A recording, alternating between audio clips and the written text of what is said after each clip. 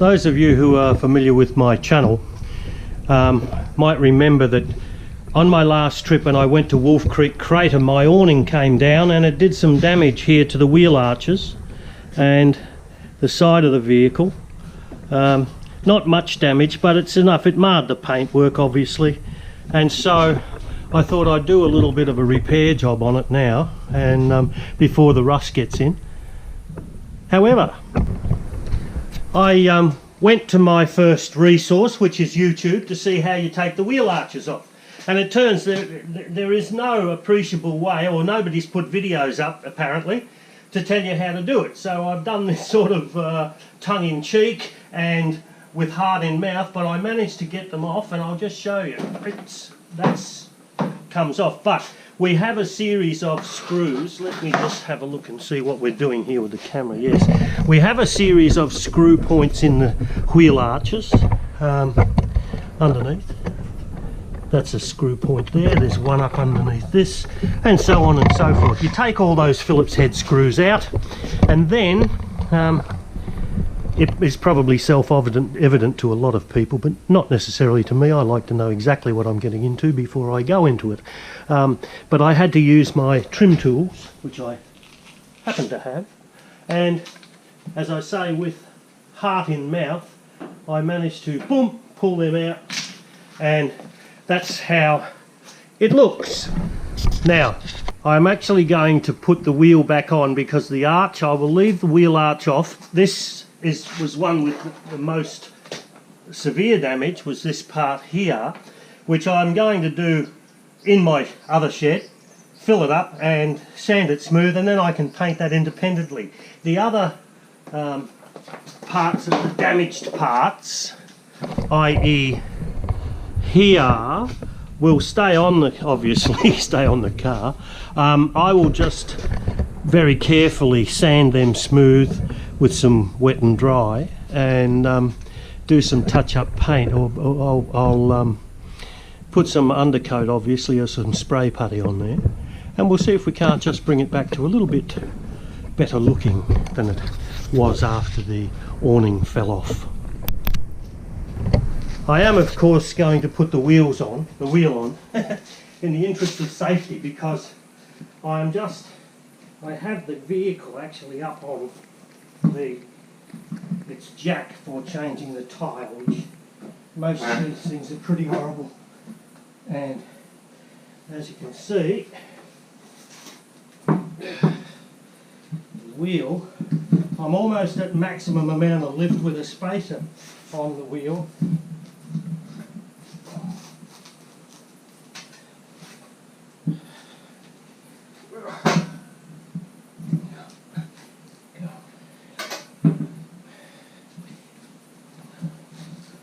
God knows how you do these on the road. Shit, this is for young people to do this.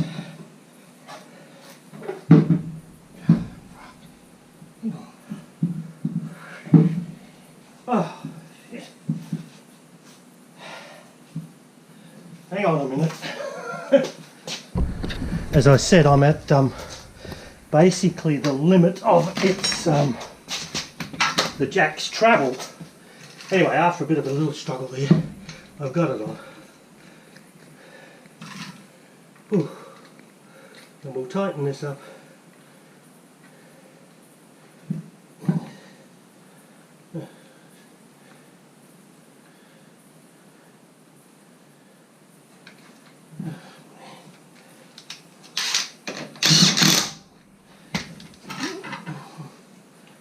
That makes it easier.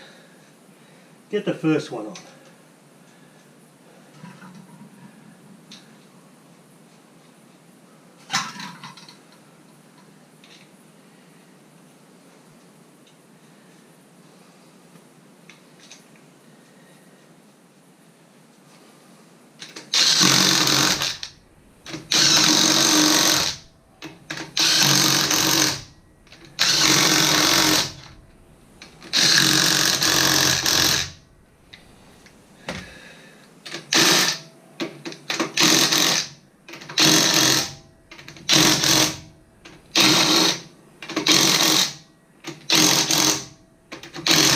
Okay, That'll do until I get this thing finished.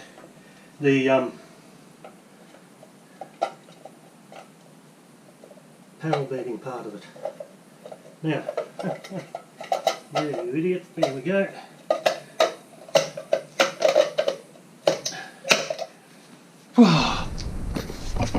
Okay, so that's it to the next stage. Now I can lower the jack and proceed with the rest of the repairs. Okay, the things that you do learn when you start pulling things apart. I did say in a previous scene that you take these outside screws out. Well, you don't actually have to. There's 1, 2, 3, 4, 5.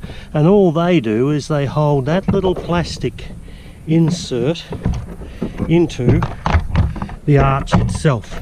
It's like a double channel, I guess, for water and stuff to channel its way out somehow or other, although it doesn't look like it'd channel much out there. That would be a build-up, and it was absolutely full of dirt and muck until I just cleaned it out. So there's something that we've just learned. The other thing that I did learn was how damaged from stones these things get. That is all stone chips, and that's a very rough surface. So that'll have to be rubbed down and filled and smoothed out. Well, we've done our first couple of coats of bog. We're also repairing a concrete duct at the same time.